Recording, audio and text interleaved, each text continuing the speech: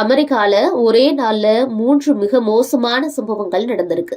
New Orleans துப்பாக்கிச்சூடு, Las Vegas Tesla car வெடிப்பு, New York துப்பாக்கிச்சூடுன்னு 24 மணி நேரத்திற்குள்ள 3 மிக மோசமான சம்பவங்கள் நடந்தேறியிருக்கு.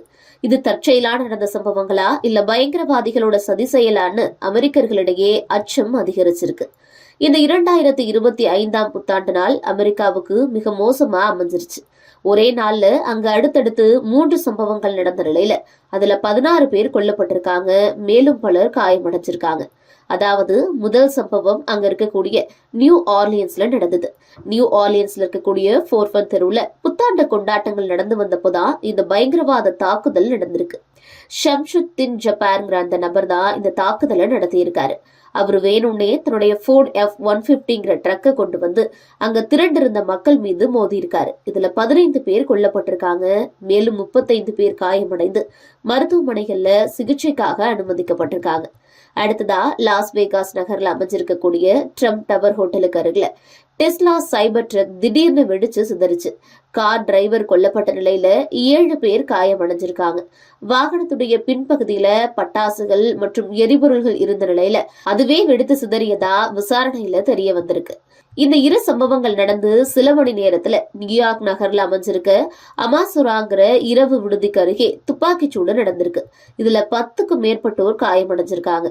காயமடைந்த அனைவருமே பக்கத்துல இருக்கக்கூடிய மருத்துவமனைக்கு அழைத்து செல்லப்பட்டிருக்காங்க. துப்பாக்கிச்சூடு சம்பவத்தை தொடர்ந்து அங்க போலீசார் பலத்த பாதுகாப்போட குவிக்கப்பட்டிருக்காங்க.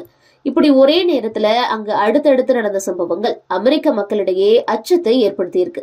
அதுலயும் குறிப்பா முதல் 2 சம்பவங்களுக்கு இடையே ஒரு சில ஒற்றுமைகள் இருக்கிறதாவோ, 2 சம்பவத்திலுமே வாடகைக்காரே இருந்திருக்கிறதாவோ சொல்லப்படுது. அதுவும் ஒரே நிறுவனத்துல இருந்தே அது வாடகைக்கு எடுக்கப்பட்டதும் விசாரணையில தெரிய வந்திருக்கு. 2 சம்பவங்களுக்கும் ஏதாவது தொடர்பு இருக்காங்கிறது குறித்து FBI விசாரணையை மேற்கொண்டிருக்காங்க. மேலும் முதல்ல நடந்த நியூ ஆர்லியன் சம்பவத்துல அந்த நபர் பயன்படுத்திய கார்ல ISIS பயங்கரவாத அமைப்புடைய கொடி இருந்ததாவோ சொல்லப்படுது. இதனால அது பயங்கரவாத தாக்குதலா இருக்கலாங்கிற கோணத்துல FBI விசாரணையை தொடங்கியிருக்காங்க. FBI அமைப்புடைய கூட்டு பயங்கரவாத டாஸ்க் போர்ஸ் தான் இந்த விசாரணையை நடத்திக்கிட்டு இருக்கிறது குறிப்பிடத்தக்க விஷயம். இப்படி 24 மணி நேரத்துல அடுத்தடுத்து 3 தாக்குதல் நடந்திருக்கிறது அமெரிக்கர்களிடையே அச்சத்தை ஏற்படுத்தி இருக்கு.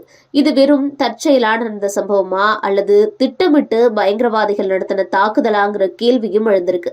அமெரிக்கர்கள் சிலர் இது நிச்சயமா பயங்கரவாத தாக்குதல் தானும் இது தொடர்பா விசாரணை நடத்தணும்னு கருத்துக்களை பதிவிட்டு இருக்காங்க.